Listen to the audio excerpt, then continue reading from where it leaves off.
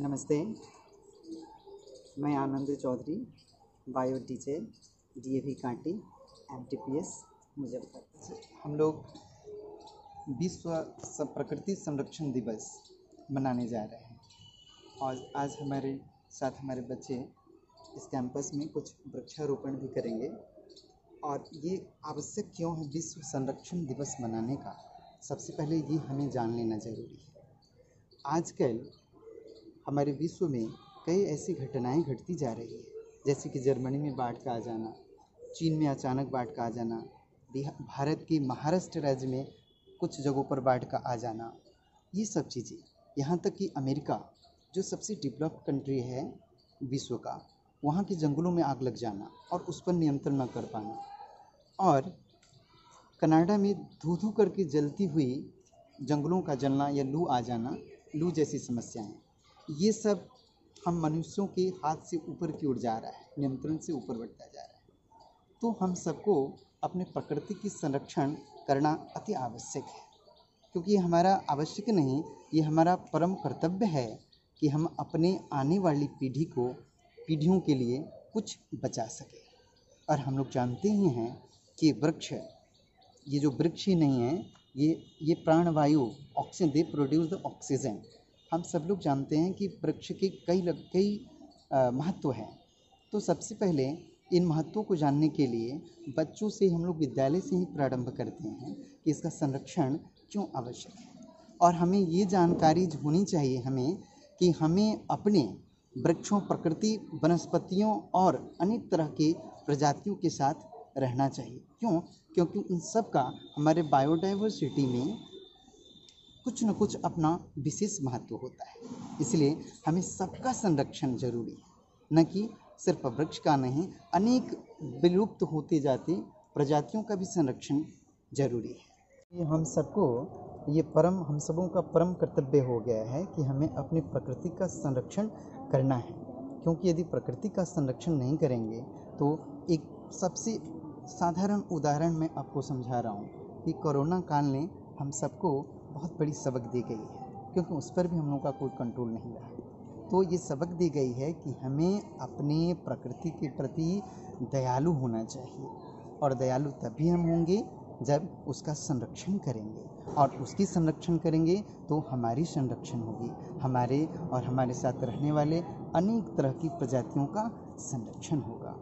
और इसी के साथ मैं आप सबको आज वर्ल्ड नेचर कंजर्वेशन डे की शुभकामना देता हूं, और आपको सबको विश करता हूं। और हम लोग जो भी ये पेड़ पौधे लगा रहे हैं अपने बच्चों के साथ, और अपने प्रण लेता हूं कि आजीवन हम अपनी प्रकृति की रक्षा करते रहेंगे, क्योंकि इसकी रक्षा करेंगे हमारे आने वाली पीढ़ी की रक्षा करेगा। धन्यवाद।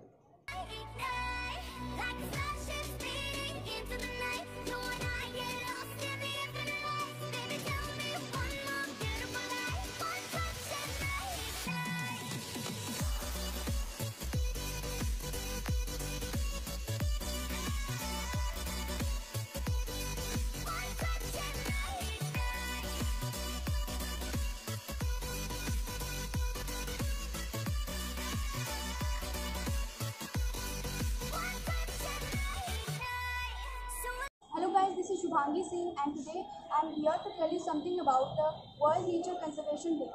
Today it is celebrated on 28th July annually, and the main purpose of this is to conserve and protect wildlife, plants, animals and different types of species. Today I am here to explain you something about this occasion. The history behind it is different types of species are getting extinct from the earth, and to protect all the species, we all are celebrating this day. This day is not only for the celebration, but we all should try to protect and take a step ahead to protect all the species and our Mother Earth. There are different types of diseases, deforestation, and several other problems related to the conservation of nature. So we all should try to protect it and raise our voice towards it. I am Dipankar Roy from DAV Kanti. I wish you a very World Conservation Day. नमस्कार मित्रों, जैसे कि आप सभी जानते हैं, आज विश्व प्रकृति ये बहुत बड़ा मुद्दा है, इशू है कि आज प्रकृति अपने जो इसकी जो आज दोहन हो रही है, इसकी वजह से नित नए जो है हम दुष्परिणामों से रूबरू हो रहे हैं। और उन्हीं दुष्परिणामों में से एक परिणाम आप कोविड-19 के रूप में देख रहे हैं। तो आज ज़रूरत इस बात की कि हम अपने प्रकृति का संरक्षण करें, अधिक से अधिक पेड़ लगाएं। जब तक हमारे आसपास हरियाली होगी, हमारे पास शुद्ध वातावरण होगा, ऑक्सीजन की पर्याप्त मात्रा हमें मिलती रहेगी।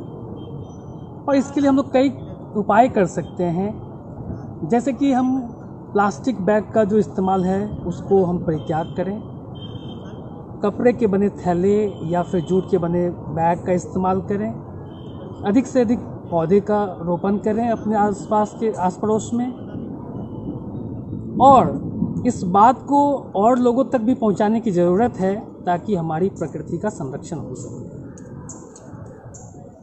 जलवायु परिवर्तन एक बहुत बड़ा मुद्दा है आज के डेट में।